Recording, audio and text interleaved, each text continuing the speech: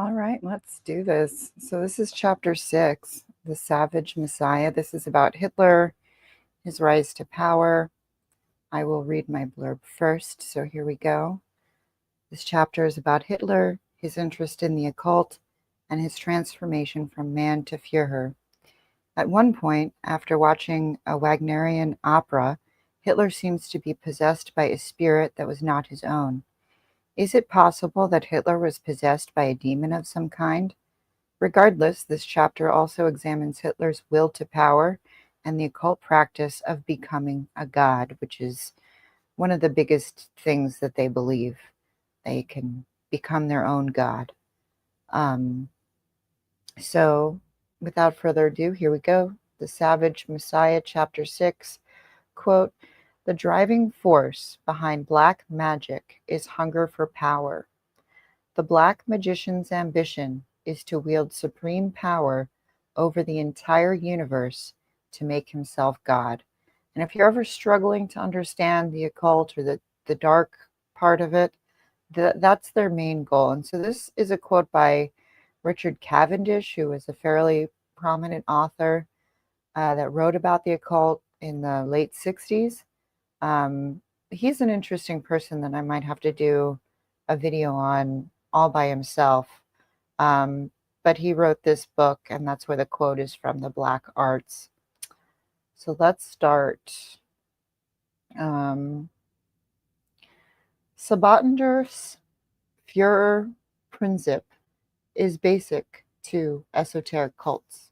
The disciple must blindly obey his master, who not only has secret knowledge hidden from the initiate, but who must create favorable conditions in which his pupil can undergo a drastic change. This allows for actions which violate individual conscience. Of course, the principle of blind obedience operates outside occult groups as well. The tendency is often seen in everyday institutions: military, government, corporate. Soldiers of every army have it drilled into them to never refuse an order.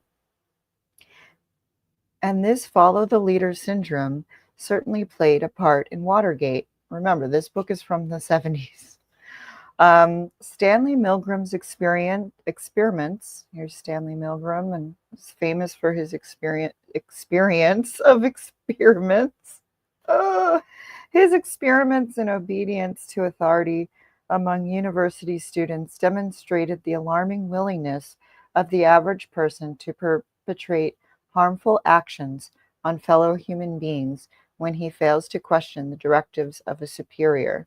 And so here's, if you're not familiar, this is a little image I found concerning the Milgram experiments. And while I was reading this, it sort of parallels 2020 and the blind obedience of the populace to follow all of those arbitrary rules that I believe were sort of like humiliation rituals, the stay 6 feet apart, all of these things that didn't really actually make sense, right? In Philadelphia, for example, the restaurants, they put all the tables outside because apparently COVID doesn't exist outside, and you had to have a mask but if they had indoor seating, you had to have a mask to enter, but once you sat down, you could take it off because it doesn't exist when you're sitting down either. So this is the Milgram shock experiment. In 1963, Stanley Milgram created an experiment to see if participants would follow orders even when the requested behavior went against their moral beliefs or good judgment. And so what they did was they had a fake test subject who was, screaming out in pain. And so the researcher asked the participant to administer electric shocks to a test subject when he answers questions incorrectly. The test subject is an actor who makes noises of pain when he receives the shocks, and the participant is made to believe that each shock is stronger than the last one. So that's in case you didn't know that. I'm sure my audience, you're pretty smart, you know all about it. So here we're talking about the master. We talked about Lady Gaga and Marina Abramovic, right? The master and then the initiate, and you have to do whatever this person says, which reflects actual real life as well. So it is easy to see how the Führerprinzip led step by step to the surrender of the will of the people to the will of the Führer, culminating in such confessions as that of Rudolf Hess, commandant of Auschwitz. Here's Hess. Um, just before his execution in 1947, that he would have gassed and burned his own wife and children and himself as well if the Führer asked it. A German did not need to be an occultist in order to long for a Messiah to save him. As in other difficult periods in history after World War I, the Messiah's coming was believed to be imminent.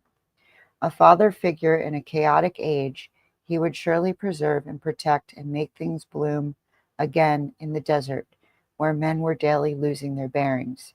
Still, the poet Heinrich Heine's man whom the German people await, the man who will bring to them the life and happiness they have so long hoped for in their dreams, was awaited with particular zeal by the members of the Tool Society.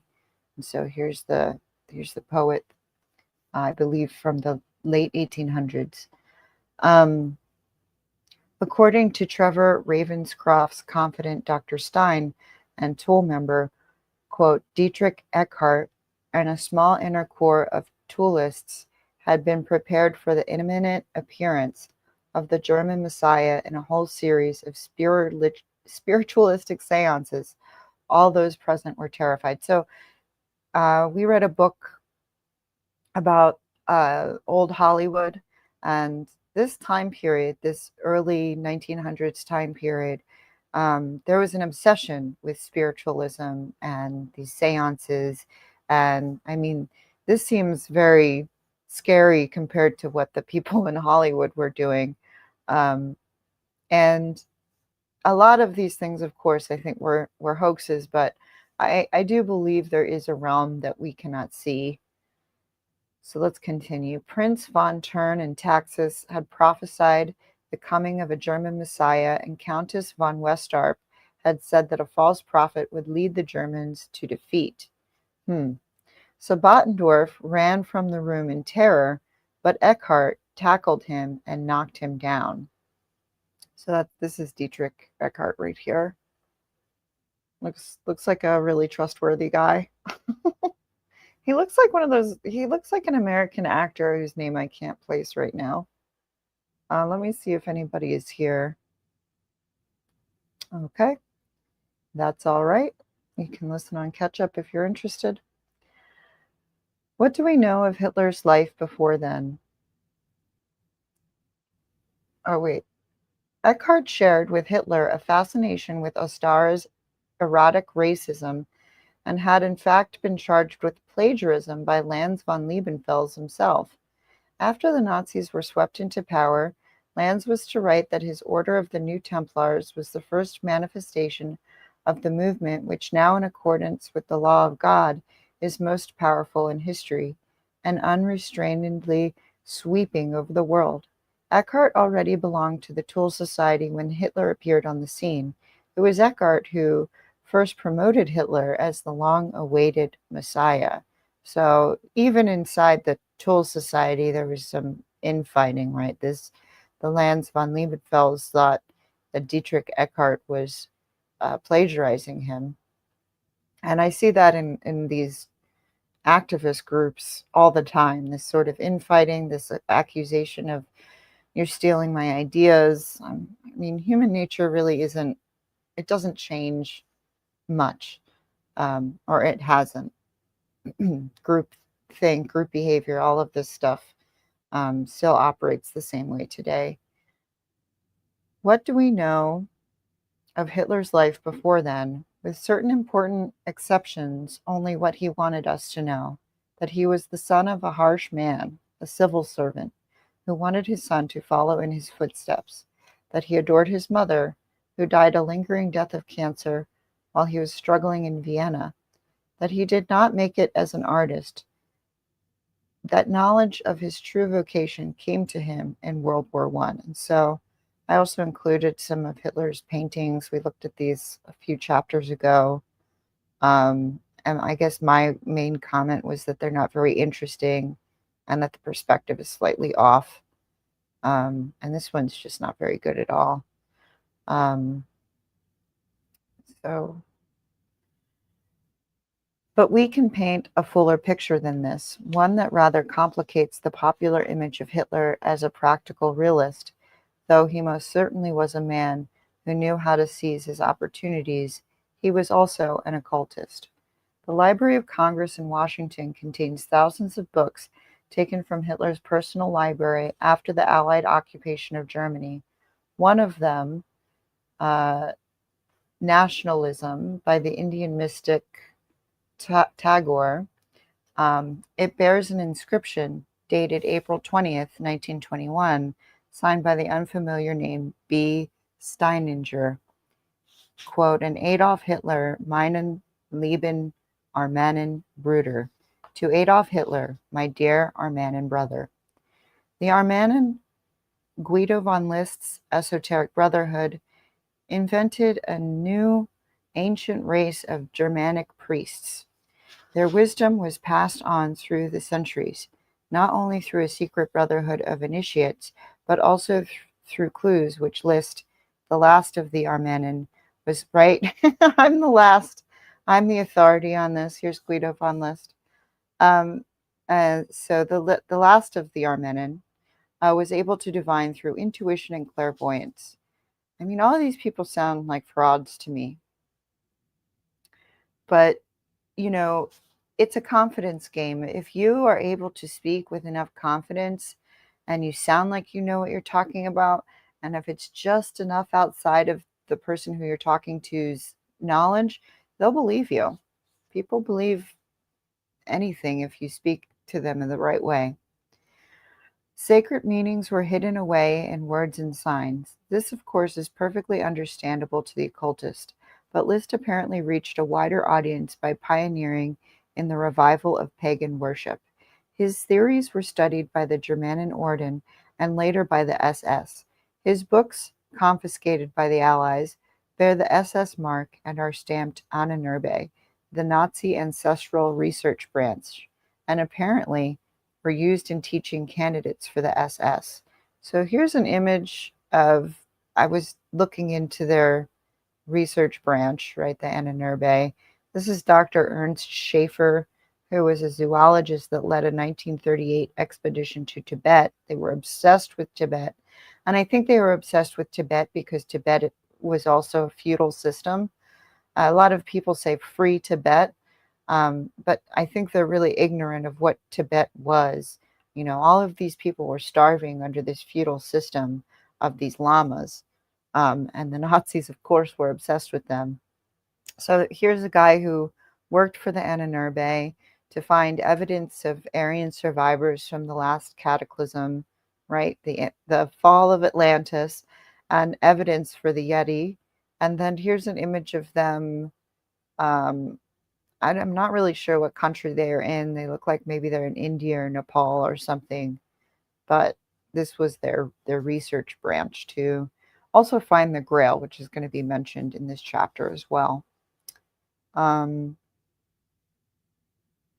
apart from the inscription to Hitler, the only connecting link from him to Liszt is made by Ravenscroft, who reports that Hitler's occult advisor, the Viennese bookseller Ernst Pretzsche, was associated with Liszt.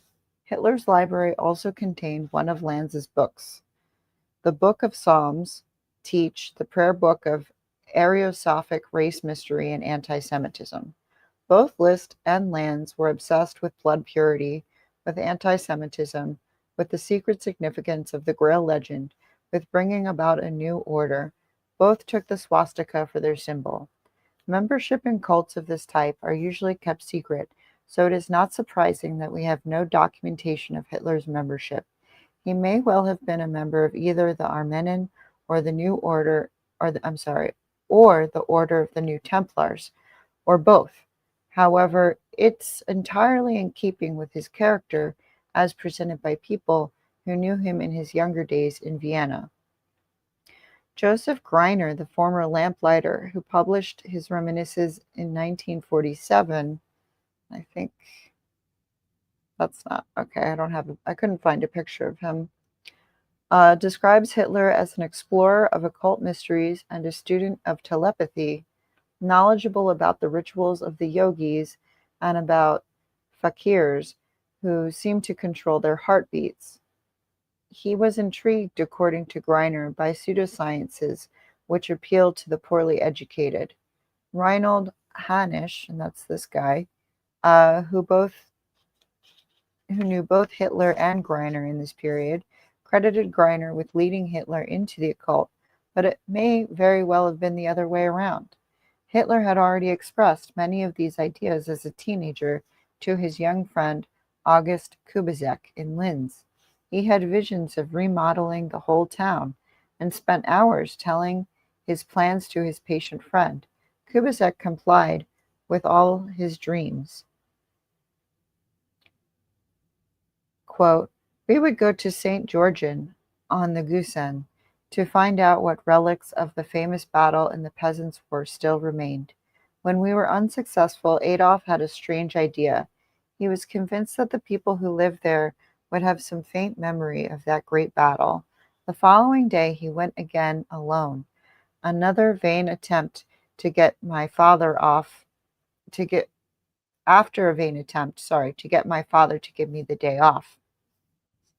He spent 2 days and 2 nights there, but I don't remember with what result." The circle in which Hitler moved in Linz subscribed to the ideas of George von Schroener. I can't read these German Austrian names. Schroener, an admirer of Liszt. Hitler was more at home in German mythology than his real world. And so my note there is that Hitler seemed to live in a fantasy realm of German mythology and occultism and maybe even sexual deviancy.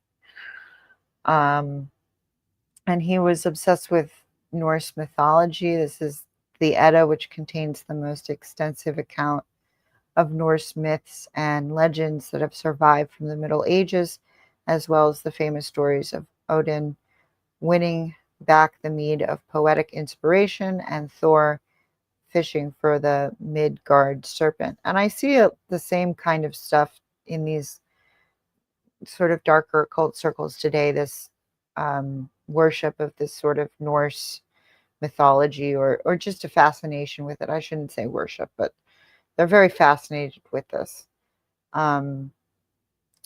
Kubizek says from the Edda, a book that was sacred for him, he knew Iceland, the rugged island of the north, where the elements which formed the world meet now, as they did in the days of creation. Kubizek and Greiner both testify that what especially intrigued Hitler was the power of the human will. The Allies, apparently puzzled by the riddle of Adolf Hitler, a ne'er-do-well of humble origins, unprepossessing looks, and mediocre intellect, rising to such eminence, had secret psychiatric reports drawn up on him while the war was still in progress, which obviously did not help much to clear away the confusion about his complex personality. They paint a portrait of a sexual deviant, of an adolescent who was overcompensating, of a will to power. This will to power has not been given its proper due. His admirers and even reluctant observers have testified to his spellbinding hypnotic effect. A romantic mystic, a visionary, a charismatic figure, he is often acknowledged to be. But this early will to power betrays the interests of a potential occultist. The occultist is concerned with transcending everyday reality. He makes use of myth, symbol, and ritual. He tries to put himself in touch with forces which he believes to be beyond the reach of sense, and to awaken higher powers in himself. The work, the grand work, is to transform oneself from an ordinary mortal into a Superman. For this, the will must be developed, something the ordinary mortal neither knows nor cares about. Hitler, from the time he was a young boy, was preoccupied with the matter of will, a concern not shared by his family or social milieu. Though he could not will himself into art school or good health, his childhood friend Kubizek was the recipient of confidences about his inner life, which betray Wagnerian fantasies of another sort of strength. After a performance of Wagner's opera Rienzi, both boys stood under the stars, and says Kubizek, and here's an image of the opera.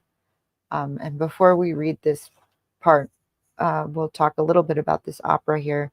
This is just from Wikipedia. So this opera is set in Rome and is based on the life of Cola di Rienzo, a late medieval Italian populist figure who succeeds in outwitting and then defeating the nobles and their followers, and in raising power of the people. Magnanimous at first, he is forced by events to crush the nobles' rebellion against the people's power, but popular opinion changes, and even the church, which had urged him to assert himself, turns against him. In the end, the populace burns the capital, in which Rienzi and a few adherents have made a last stand. A little while ago, I purchased a book of Nietzsche's writings, and there's a really fascinating essay by Nietzsche about Wagner, and they were friends at one point, and how even Nietzsche thought that Wagner was too nationalistic and too simple-minded. Um, and a lot of people say that Nietzsche was sort of this prototype for the Nazi belief system, but I think even Nietzsche, he says at one point that Jewish people are very important to Europe, and he was not an anti-Semite. Uh, Speaking to no one, speaking into the void today. All right, no worries. Someone, maybe you'll listen to it later. So here's the part where I think like maybe Hitler was possessed. I was struck by something strange, and this is according to his friend, which I'd never noticed before, even when he had talked to me in moments of the greatest excitement. It was as if another being spoke out of his body and moved him as much as it did me. It wasn't at all a case of a speaker being carried away by his own words. On the contrary, I rather felt as though he himself listened with astonishment and emotion to what burst forth from him with elementary force. I will not attempt to interpret this phenomenon, but it was a state of complete ecstasy and rapture in which he transferred the character of Rienzi, without even mentioning him as a model or example, with visionary power to the plane of his own ambitions. But it was more than a cheap adaptation. Indeed, the impact of the opera was rather a sheer external impulse which compelled him to speak. Like floodwaters breaking their dikes, his words burst forth from him.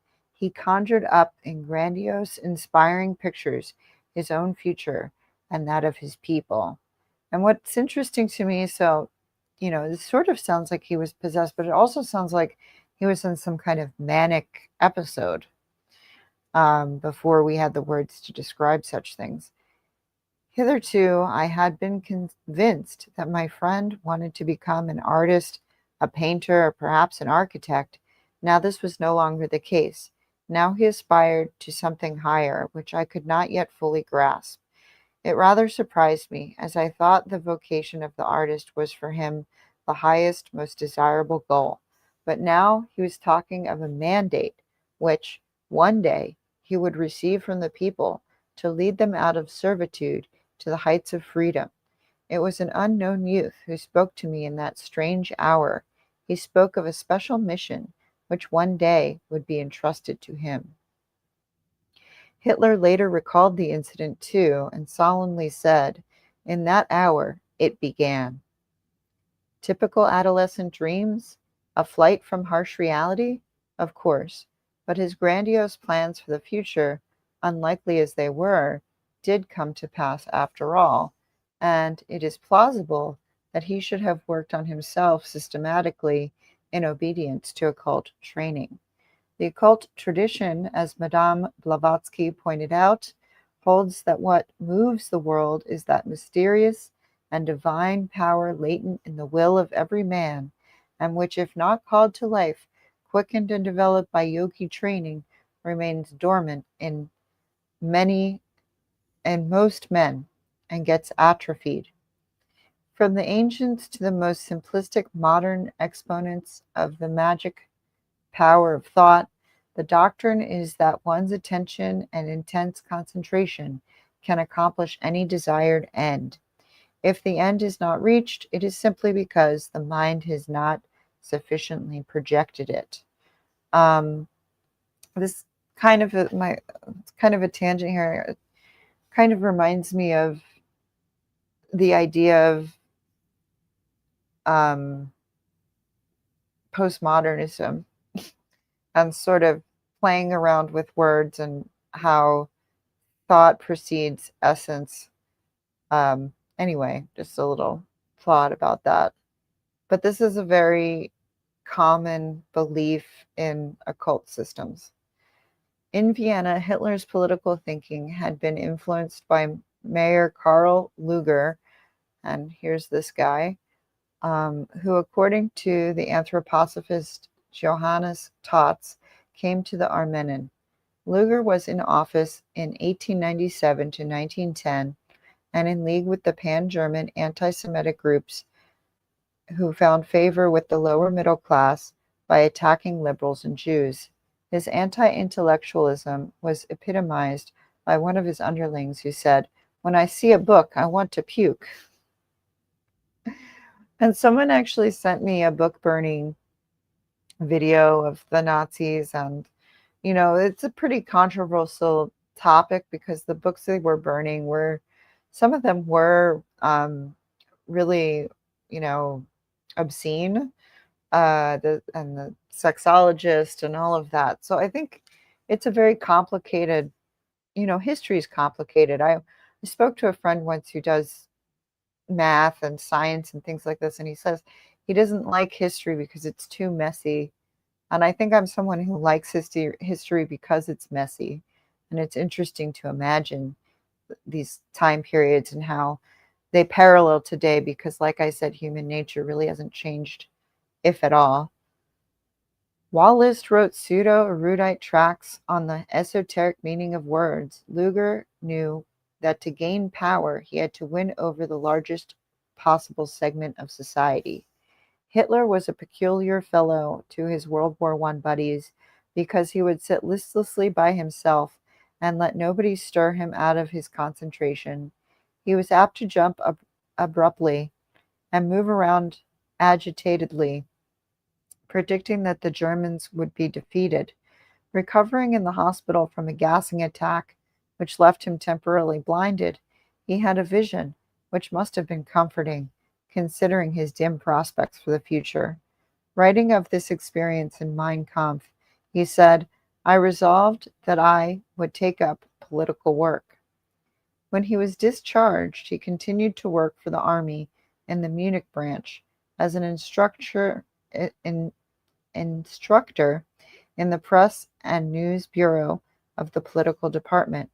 In the course of his duties, he was sent to investigate one of the satellites of the Tool Society, the German Workers' Party, and ended by joining it. His membership number in the German Workers' Party was originally 555, but for some reason it was changed to 7, right? And we know that 7 is an important number. The discrepancy is mentioned in a footnote to Reginald H. Phelps' monograph in the American Historical Review, July 1963, quote, "Drexler, outraged by distorted official radio history of the party's origin, drafted a long, angry letter to Hitler in 1940 of January.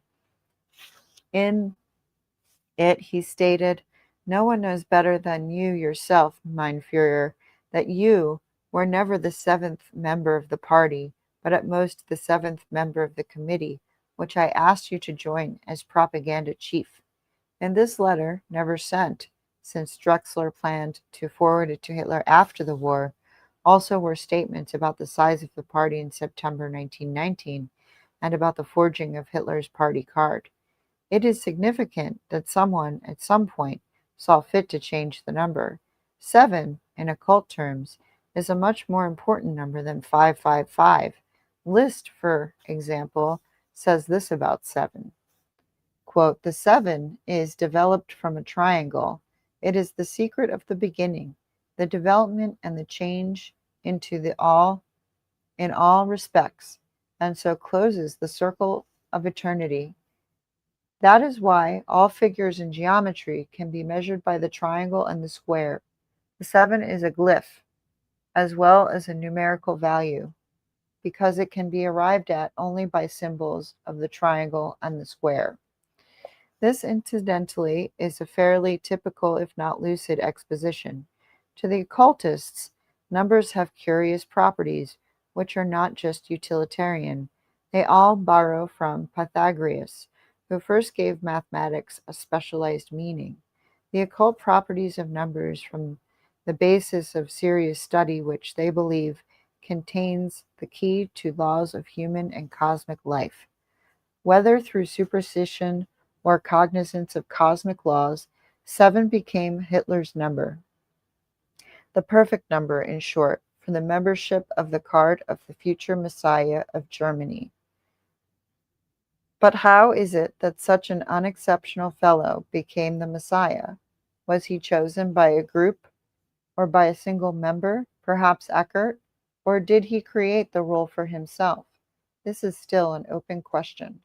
According to Kurt Luedecke, who knew both Hitler and Eckart in these days, Eckart was something of a genius and to a great degree the spiritual father of Hitler and grandfather of the Nazi movement. Also, he was well-to-do, one of Hitler's financial blessings. So here is Eckart again, up here.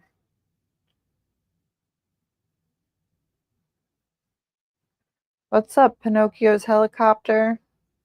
Hope you're doing well. Looks like it's just you and me and maybe one lurker. But just sit back and relax.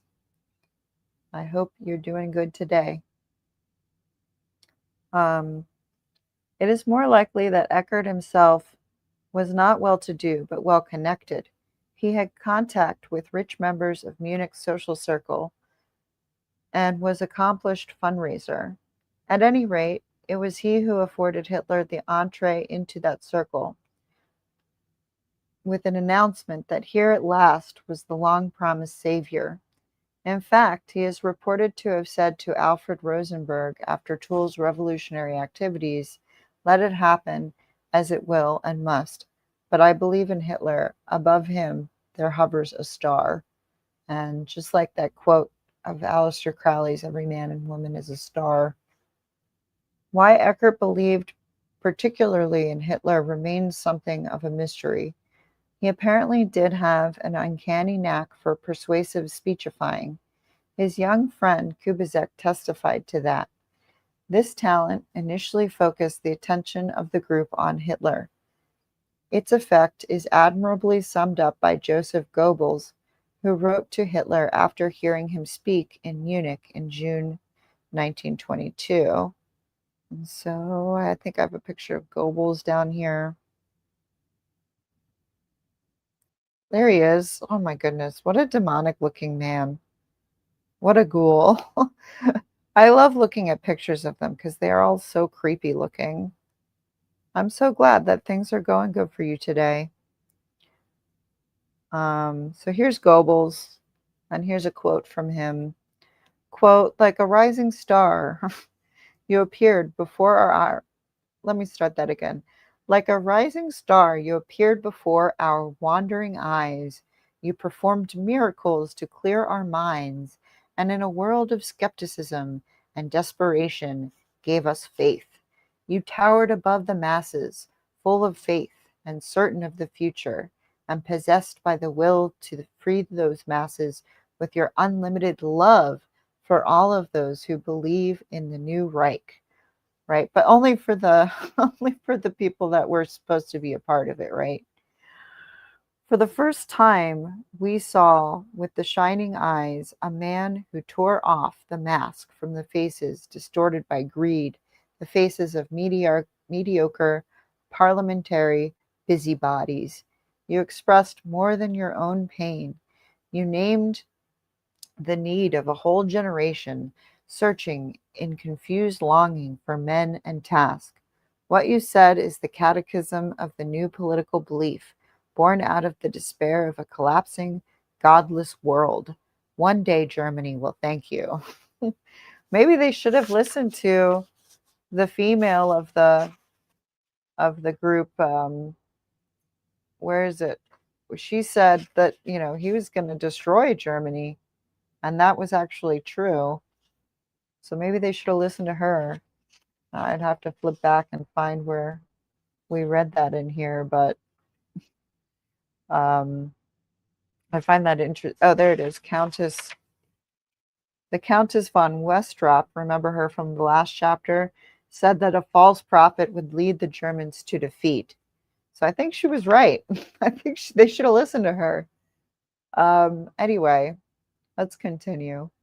Whatever others thought of him, Hitler himself was not so ambitious as to proclaim himself the Messiah right from the outset. At first, he was just a drummer, bringing glad tidings of the coming of the new man. The metaphor changed after the putsch of 1923, when the government was inactive in the face of communist uprisings. Hitler and his stormtroopers on the evening of November 8th, right? We have 11 and 8 there, 88, planned a coup to depose them. The government met that night in one of Munich's many beer halls, and the Nazis surrounded the building. On a signal, they entered the hall and fired a shot at the ceiling, shouting that the national revolution had come and the government was deposed.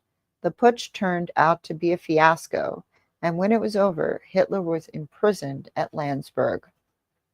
One of the major defendants at the Nuremberg trials, Baldur von Schirach, the leader of Hitler Youth, dated the change in Hitler's self-image from a later period in talking to the prison psychiatrist after the war. Quote, before 1934, he was human. From 1934 to 1938, he was Superman, or superhuman, right? The Übermensch. And from 1938 on, he was the inhuman and a tyrant, the Unmenschlich. I know I didn't study German for a reason. Here's Hitler. Let's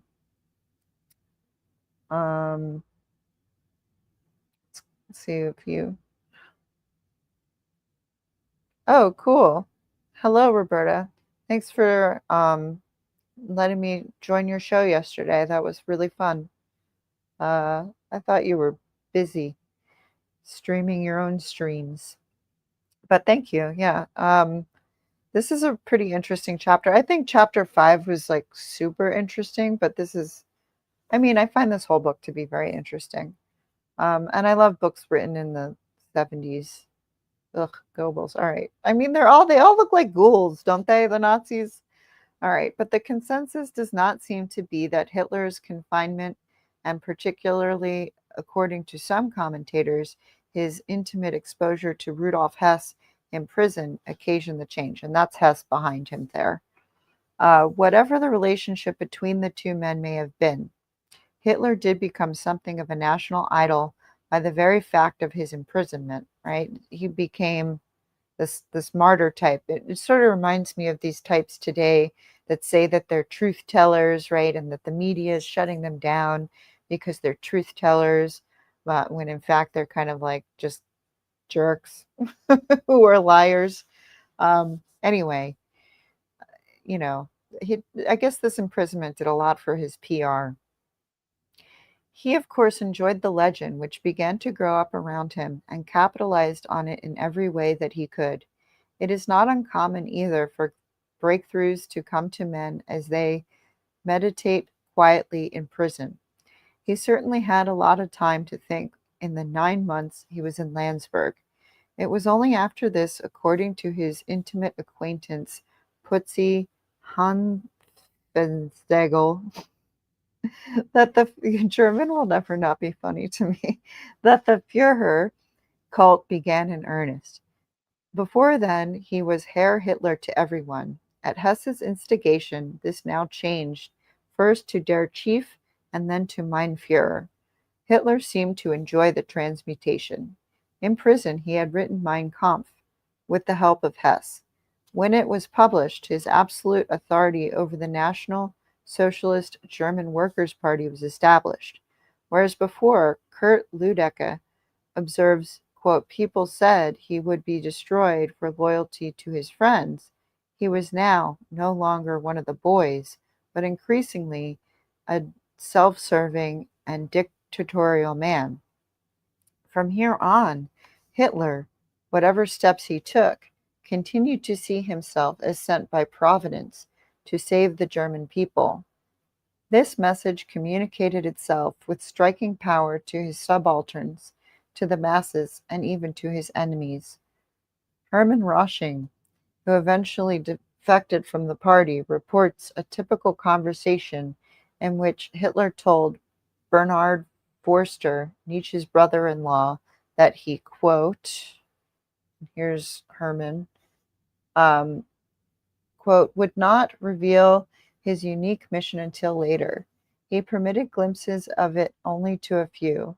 When the time came, however, Hitler would bring the new world religion, or the world a new religion, sorry, the blessed consciousness of eternal life in union with the great universal life and in membership of an immortal people.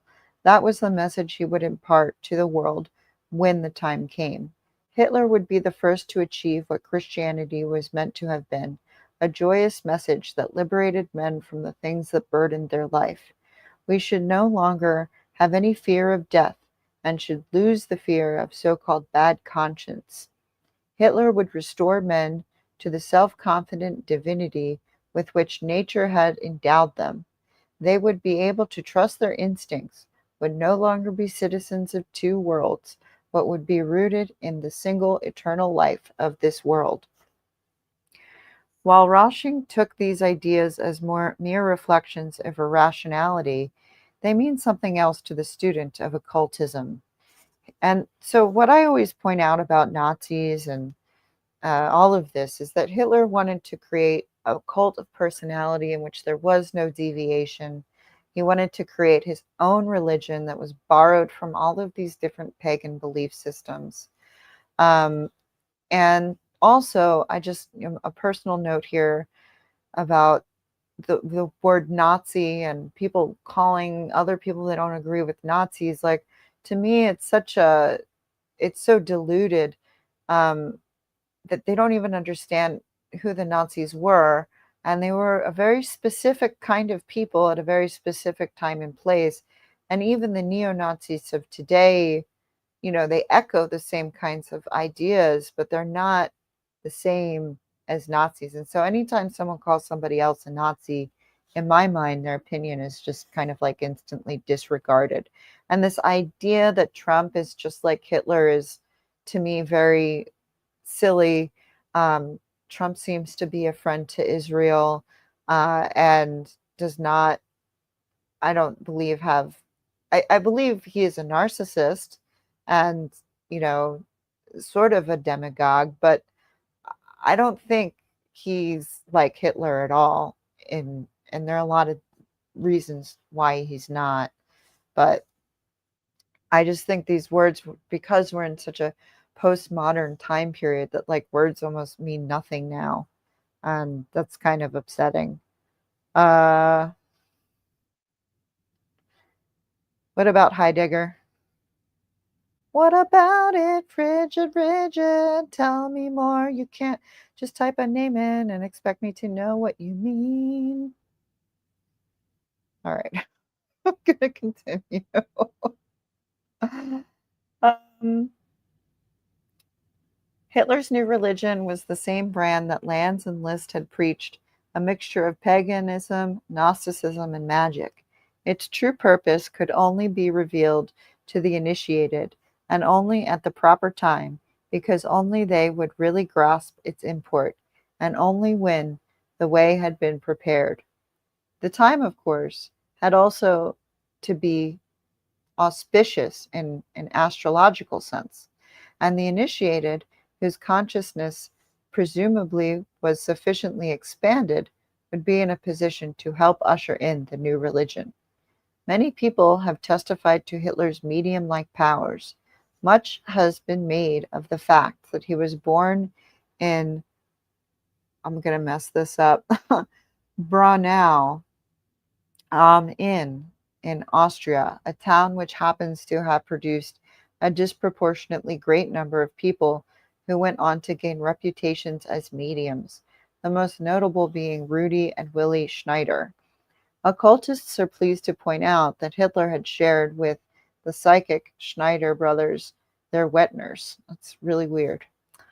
But even commentators who are not receptive to occult beliefs have drawn attention to Hitler's occasional lapses into trance-like states. Ernst Hanfenstengel, please forgive me for not being able to read German, his almost medium-like performances on a speaker's platform is what he said about Hitler. Hermann Rosching um, repeats what Bernard Forster had told him about Hitler. God, or whatever we preferred to call it, life or the universal spirit, spoke to him in solitude. He drew his great power from intercourse with the eternal divine nature, added Forster. I hear those voices of which Hitler speaks. Then I feel strong and know that we shall conquer and live forever. Stephen H. Roberts, an Australian journalist covering Germany in the 30s, described the two most popular views of him either as, quote, a mere ranting stump orator, or as a victim of demoniacal possession, driven hither and thither by some occult force that makes him a power of evil. The view of his believers that he is a demigod, revealing the path that Germany is to follow by some divine power of intuitively knowing what to do. Hitler parodied Jesus. Lanz had preached that love thy neighbor as thyself really meant love thy racially similar neighbor as thyself. Hitler said, whoever proclaims his allegiance to me is by this very proclamation, and by the manner in which it is made, one of the chosen. Symbols of his messiahship appeared everywhere. One of the fashionable art shops in Berlin displayed an impressive portrait of Hitler in a prominent window space, flanked with duplicates of a painting of Christ. At one of the Nuremberg rallies, a giant photo of Hitler was captioned with a phrase which opens the Gospel of John, believed by biblical scholars to be a Gnostic text, and which occultists are fond of quoting. Quote, in the beginning was the world. Sermons were preached in churches, which must have caused some people at least a good deal of dis-ease, as for example this one, quote, Adolf Hitler is the voice of Jesus Christ, who desired to become flesh and blood of the German people, and did become flesh and blood. Wild.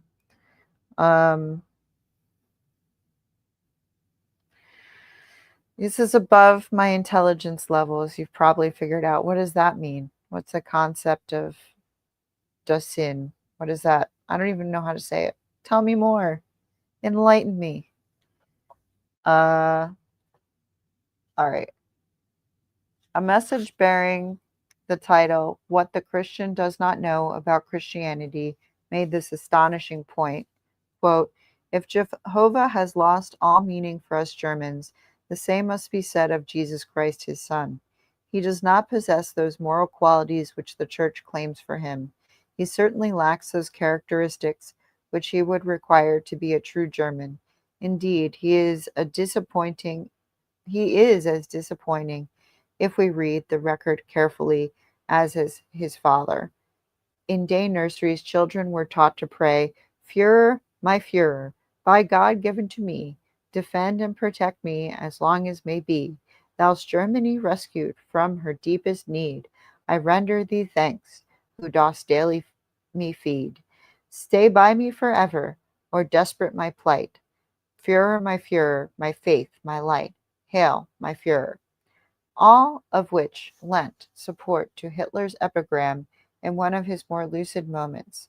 What luck for the rulers that men who do not think. The Christ image was not the only one which Hitler adopted. He also had a particular fondness for Grail symbols.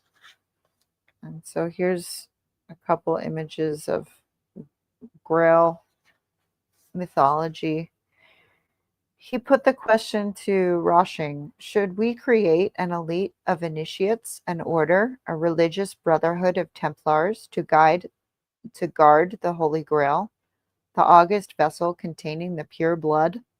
The quest for the Holy Grail is another of those talismans for the occultists, and Lands and List, of course, had helped to kindle an interest in the real meaning of the Grail legend. The Grail to the occultist is a symbol for hidden knowledge. According to Ravenscroft, Hitler told Dr. Stein he visualized the Grail as a path leading from unthinking dullness through doubt to spiritual awakening, and that there were ascending grades on the way to achievement of higher levels of consciousness, disclosing the meaning of the heraldry and armorial insignia of the knights, which he interpreted as representing the various stages they had attained to in the quest for the Grail. Okay. He went through an elaborate explanation of the various creatures which symbolized the different degrees, the highest being the eagle, emblem of the initiate who had attained the highest powers and faculties of which man was capable, and was at last in a position to assume a world historic destiny. Hitler went on to say, the real virtues of the Grail were common to all the best Aryan peoples. Christianity only added seeds of decadence such as forgiveness, self-abnegation, weakness, false humility, and the very denial of evolutionary laws of survival of the fittest, the most courageous and talented. No one could accuse Hitler of false humility. Stephen H. Roberts, the Australian journalist, describes colored pictures which he saw displayed in Munich for a short time in the autumn of 1936, quote, of Hitler in the actual silver garments of the Knight of the Grail. Can you imagine pictures of Hitler and Jesus, pictures of Hitler dressed up like the Knights of the Grail? It's just so fantastic, like not in a good way, but like in a, over the top way. uh, anyway, Roberts believes that they were drawn from circulation because they gave the show away and were too near to the truth of Hitler's mentality. By then, Hitler's view of the Jew as the enemy of the light had bedazzled the whole country. It was the Jew, and I don't think he had to do much to get them there. I think they were already there, and people forget that a lot of people in America were also there, and I think we're getting there again. Anyway, it was the Jew who had to be cleared out of the way before the new man could arise. Lands had proposed extermination as the most expedient way to do it. Sabotendorf, in the March 10, 1920 issue of his newspaper, had been more ambiguous. He proposed a final goal to clean out the Jews once and for all by resorting to the most ruthless measures, among them concentration camps, and sweeping out the Jewish vermin with an iron broom. Like his teachers, Hitler saw the Jew as the embodiment of all evil, but among the qualities he considered evil were virtues such as intellect, conscience, intelligence, and pursuit of absolute truth. As he told Roshing, we are now at the end of the age of reason. The intellect has grown autocratic and has become a disease of life. Conscience is a Jewish invention. It is a blemish, like the circumcision. A new age of magic interpretation of the world is coming, of interpretation in terms of the will, and not intelligence. There is no such thing as truth, either in the moral or in the scientific sense. The new man would be the antithesis of the Jew. The new man, Hitler told Rosching, would be a mutation, a different biological species altogether from Homo sapiens as we know them.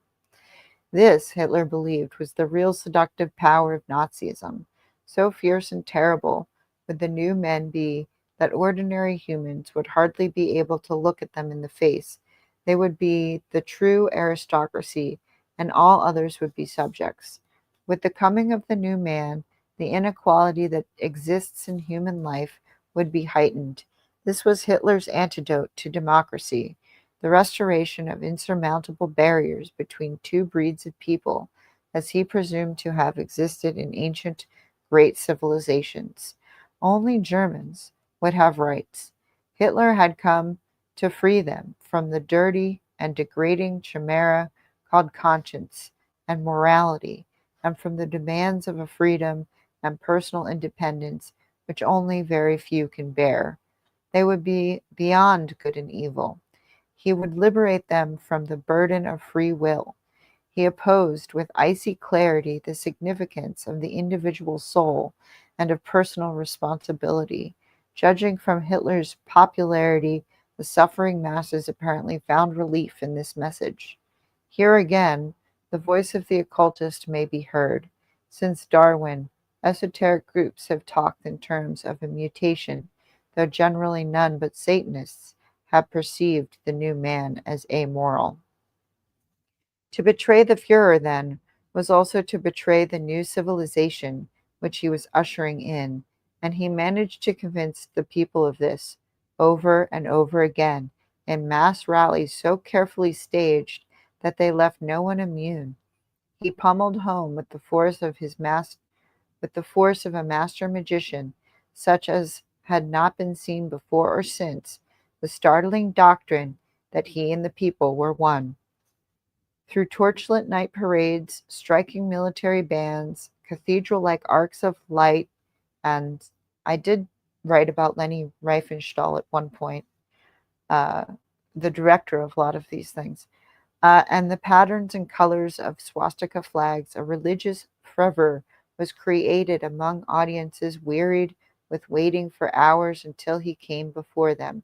Suddenly, late at night, thundered his oration and left just as suddenly.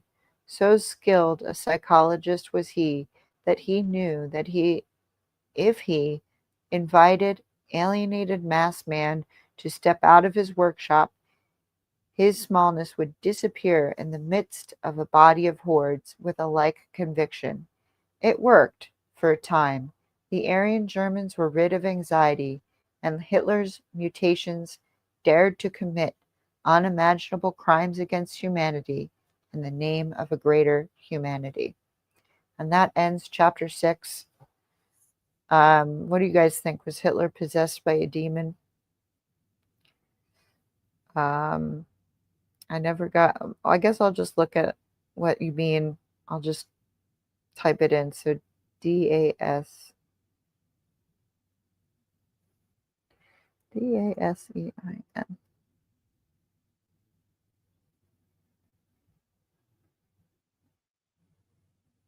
So our friend in the chat here wanted me to know that this is a term from Martin Heidegger, adopted from the ordinary German word existence, referred to the mode of being that he believed is particular to human beings, a being that is aware of and must confront such issues of personhood, mortality, and the dilemma or paradox of living in relationship with other human beings. I still don't understand what that means. Maybe you can tell me more. Uh, I studied poetry. I did not study philosophy, because I think that poets are better at answering these questions, but that's just me. We had a philosopher who would come in, a philosophy student rather, and he would try to trash us and our studies, and I always thought it was funny. Um, it's a mode of being involved with and caring for the immediate world in which one lives, while always remaining aware of the contingent element of that involvement. I don't know. I still don't really understand what this means. Maybe I'm just stupid. I don't know. I don't think I am. I just think these things are usually what they're usually describing. They make the world way more complicated than it really is. That's what I think about philosophy. Um, it was relevant to the bit, including the two worlds. I mean, feel free to expand on this. I'm interested in what you're saying. I just don't really understand what this means. You like as above, so below? Is that what you mean? Bringing these two worlds together, the individual and the rest of society? Um, Let me know. I think I'm going to wrap it up though. I don't usually go over an hour. We did finish the chapter. Uh, other other thoughts today. I was looking at the news about Jimmy Kimmel and how a lot of people are calling this cancel culture. Um, and I do think that I wrote a post about the witch hunts and how they happen on, this sort of cancel culture that happens on both the left and the right. But I'm pretty sure that Jimmy Kimmel lied about criminal activity on air, and that's why he was canned. And it looks like, I think I have an image. Let me see here. Um, so this is, let me look at this real quick. So this is from the Broadcasting Corporation. Sinclair says Kimmel's suspension is not enough, calls on FCC and ABC to take additional action. I think this is really all subterfuge because they're losing money on these late night shows. These late night shows are not making them any money anymore. Um, Sinclair's uh, ABC stations to air a special remembrance of Charlie Kirk during Jimmel Kimmel. And he's not funny. He's never been funny. I don't even know how he got that job. Um, and it's sort of like a FAFO kind of thing, you know? He was one of these people that said people who didn't get the vaccine should like die. So I don't know. Maybe it's just God working in mysterious ways. Uh, in a way, yes. The statement in the book really coincided with the philosophy, but in a more mystical way. Well, tell me what you mean. Be more specific. Yeah, I laughed when I found out he was fired as well, because he was one of the worst people during the 2020 situation.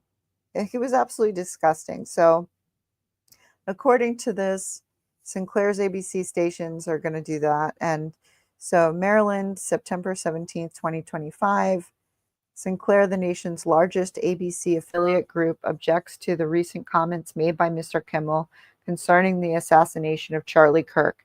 As discussed with ABC earlier today, Sinclair decided to indefinitely preempt Jimmy Kimmel Live beginning tonight. Following these discussions, ABC has suspended production of Jimmy Kimmel Live. Quote, Mr. Kimmel's remarks were inappropriate and deeply insensitive at a critical moment for our country, said Vice Chairman Jason Smith. We believe broadcasters have a responsibility, to educate and elevate respectful and constructive dialogue in our communities. We appreciate FCC Chairman Carr's remarks today, and this incident highlights the critical need for the FCC to take immediate regulatory action to address and control held over local broadcasts. And so, what people forget is that these stations, this is still federal airwaves, And if they're in violation of the FCC, then I think it's perfectly reasonable to take him off the air. And so I also found this has been going around. And these are some regulations of the FCC. And it says this rule prohibits broadcast licensees or permittees from broadcasting false information concerning a crime or catastrophe if one, the licensee knows this information is false. Okay. And I think that's really what it is. I think he was spreading lies about what happened. It is foreseeable that broadcast of the information will cause substantial public harm. Indeed, he was inciting harm by trying to blame this terrible murder of Charlie Kirk on the MAGA base, which, I mean, if you are familiar with me, I'm not really one way or the other. Um, I'm kind of a fence sitter, I guess. I'm more of a centrist, more of a moderate than anything else. I lean conservative in many on many topics like crime, but it's really like what I think is common sense policy. Anyway, so I think he probably also violated these FCC regulations, and I think the man got what was coming to him. What do you guys think about about Jimmy Kimmel getting the axe? What you guys think about that? Kimmel, he's never been funny. He's not funny. So let's try to find. Can we maybe we can find the clip Jimmy Kimmel, Charlie Kirk. Um, I don't know if we can find the actual clip. I'm looking for it.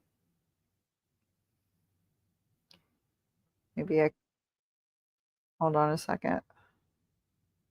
Are you guys gonna like play the clip for me or what? Am I gonna have to go to Twitter? Maybe I can find it on Twitter. I hate Twitter, but it's like a love-hate relationship because like the only things, all these clips are on it. What did he say exactly? And then of course you have people talking about how they canceled Roseanne Barr. Um, and she only tweeted. She didn't even say it on, national television. The man basically lied on national television. So I can't seem to find a clip of it right now. Um, so thanks, Terry. Hello, hello. Dijon Paul's been lurking. In union with the great universal life and in membership of an immortal people, a joyous message that liberated man from the burden of their life. It's still, I don't understand what it means. Like, what does it mean? Tell me what it means. Uh, I couldn't believe he said that dumb shit. You can, but also, yeah, okay. So, like, let's look at Jimmy Kimmel. Let's look at some awful things Jimmy Kimmel has done. Do you remember this? Hold on, I got it. Who remembers this? Sometime at night, Carl Malone look up in the sky and say, what the hell going on up there? Do UFO live on other planet, phoning home like E.T.? Carl Malone read on TV about white people getting deducted by alien, sticking all kind of hell up their butt. And that's a Like what? I remember also this show being on because I'm that old, and I thought even then it was distasteful and not funny. It just wasn't funny. Um, Jimmy Kimmel. How did he get the night show job? I'm typing in worst moments. Um, let's try a man show.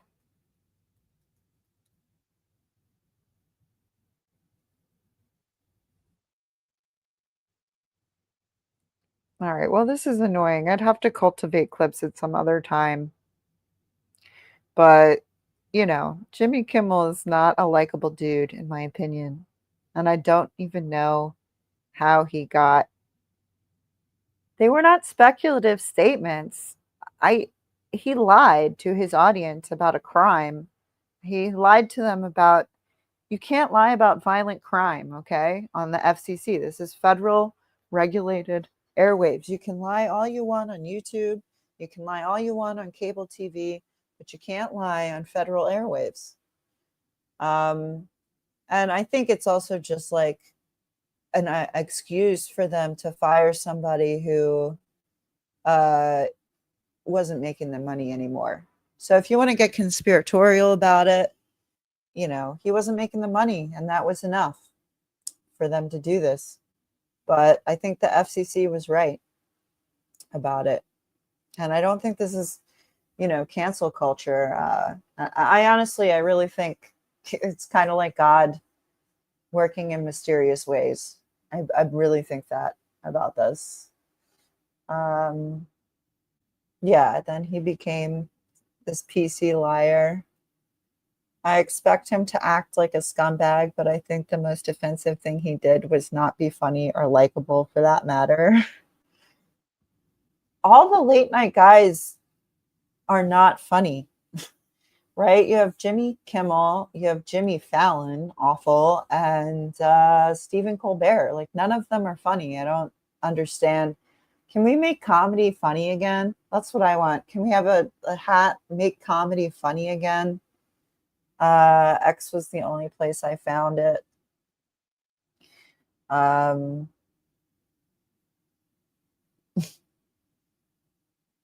Roseanne was being funny too. Valerie Jarrett do look like an and they canceled her show, and I believe they made her character so that like it was like she was dead.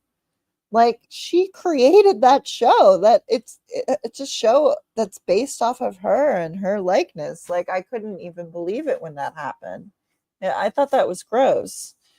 But I think this is a whole different can of worms.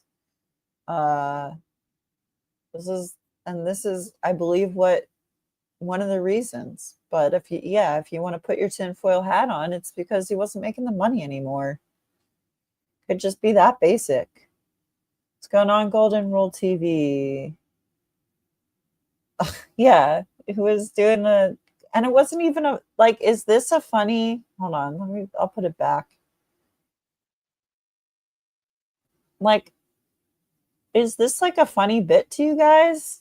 Carl Malone never seen no flying saucer himself, but if he do, that's gonna be a spooky time. That's why Carl Malone say government got to step up and give 102% to keeping them little green man off this here earth. Because the day them dudes it's not even a good impression. He keeps falling back into his regular accent. Like, he's awful. He's just not that talented. That kid carried the Man Show. He probably rubbed Harvey Weinstein's feet. I wish John Oliver would get deported also. He's not funny either. And so that's the difference. Like, you can lie on cable, like, especially when we're talking about violent crime. So let me look at this one more time with you guys, this image I found. So this is a prohibition. This is FCC regulation, and it prohibits broadcast licensees, which ABC is, okay? People forget this is federal air, okay? From broadcasting false information concerning a crime or catastrophe if the licensee knows the information is false, which I believe by the time he put together that night show and his writers, what were his producers doing? Were they just giving him a noose to hang himself with? Or did they really think this was going to fly? Like, it is foreseeable that the broadcast of the information will cause, and that's the one that I think really, this number 2 right here, right? It's foreseeable that the broadcast of the information will cause substantial public harm, which his words saying that like MAGA was responsible for this assassination of Charlie Kirk, an egregious lie, could cause public harm. It could escalate the situation in the country that's already on this sort of precipice. A country in which there are at least two different realities of people, maybe like you and me, who have a little bit more discernment, who knew what was going on in 2020, who knew what was going on with transgenderism from 2018 onwards, right? If not earlier, 2016 for me. There are people like me and you, and then there's the rest of everybody else. And we live in a totally different reality from these people. And it's scary to me. Yeah, I wish John Oliver would get deported. I apologize for the pink comments. He's worse than any woman. What are we talking about? I don't even know what are you I guess maybe you're talking to Terry. I don't know what you guys have your own little thing that I don't know what's going on. I'm not in that loop. I think this group of people scared Conan into not acting funny also. Yeah, Conan O'Brien was hilarious. I don't know what happened to him. Conan O'Brien is probably the funniest of them because he never did the sort of pathetic. Yeah, and that's you can see old clips of who's the old late night host? Oh my goodness, what the heck is his name? The original guy, not David Letterman. But he says basically that when you're political, it takes all the humor out of something, and then it makes it sound like you have a soapbox to stand on, and that's not funny. I don't think so. I think he does like his like TV, like maybe streaming stuff, but I don't know. I haven't kept up with it. Yeah, it's not funny. It's not even very good. Like, I think a few people can get away with that kind of humor, like maybe Dave Chappelle, like Key and Peele, but they're actually funny people. Jimmy Kimmel's never been very talented. The great comedians were Rip Chris Farley. Yeah, you know what I watched last night in tribute of Robert Redford? I watched Sneakers, and that's more 80s stuff, not 90s stuff, but Dan Aykroyd's in that. And if you've not seen Sneakers, I guess that's my movie rec for today. It's a great movie. I really, really enjoyed it. Great cast, super fun. Dan Aykroyd throughout the movie is like wearing this outfit. You're like, you look like this like stoner teenager in like a 45-year-old man's body. Anyway, I highly recommend if you're looking for something fun to watch later. Transpilled in 2010. See, you're the OG. And I have to say, I gotta hand it to Terry. She woke a lot of people up, only for them to abandon her later. But she was out there talking about this stuff long before other people were. I'm torn because I don't like it when a comedian is not funny, but I also love blackface. So I guess they canceled each other out for me. Yeah, Jay Leno is also just funny, would not do the political stuff. And I think, maybe 2016 was this polarizing point in recent history where things became really political, but I think it's all just propaganda, like it really seemed like something happened when Trump was elected that first time, that like the powers that be were not into that, were pretty pissed off by it, and they rolled out that propaganda machine pretty heavily. And that's what I think about that. But yeah, so I guess I'll end the stream with like, make comedy funny again. The Obama effect. Oh man. Oh man, I could do a video on Obama. Obama. Muslim Brotherhood Obama. Like, his mentor wrote a book.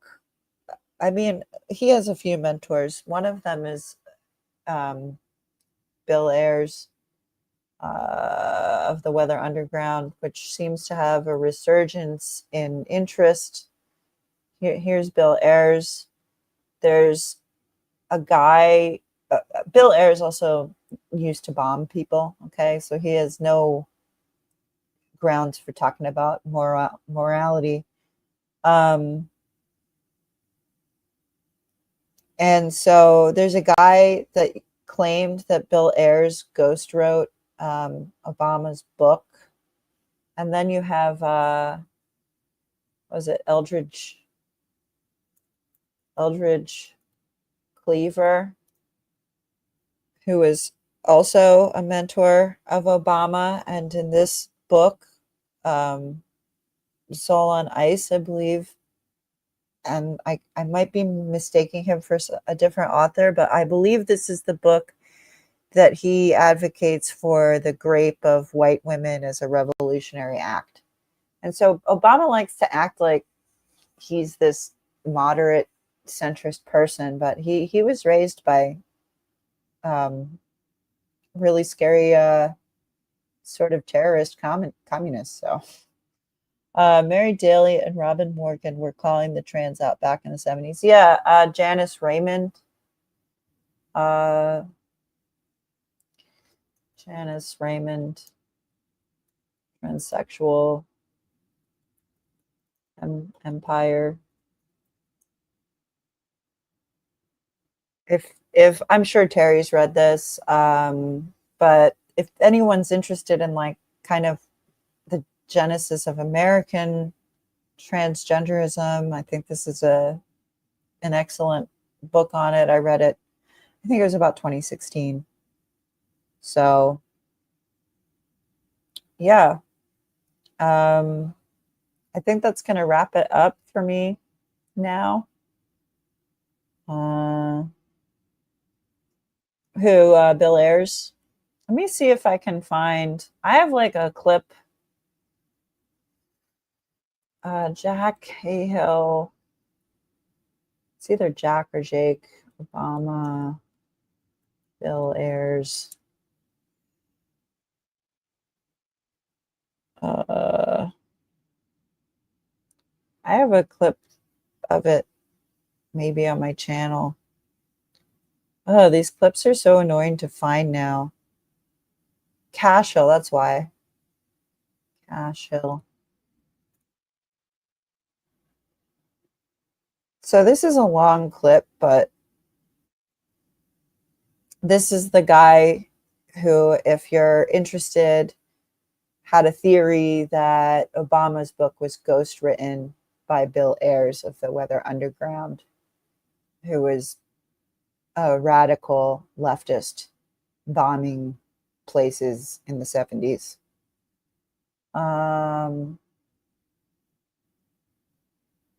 You should read it. Yeah. I would tune into that.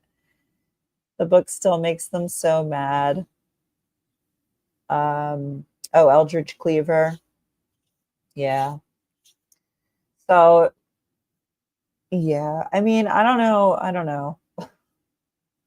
I don't know who to blame for everything becoming so divisive and political, but all I know is that I remember the early 2000s being a lot more fun. And in my youth, not many people even cared about politics, and we just wanted to dance and have fun. And that's what I remember. But I guess like everything else, things fluctuate, the pendulum swings, and we'll see what happens. We'll see what the future holds.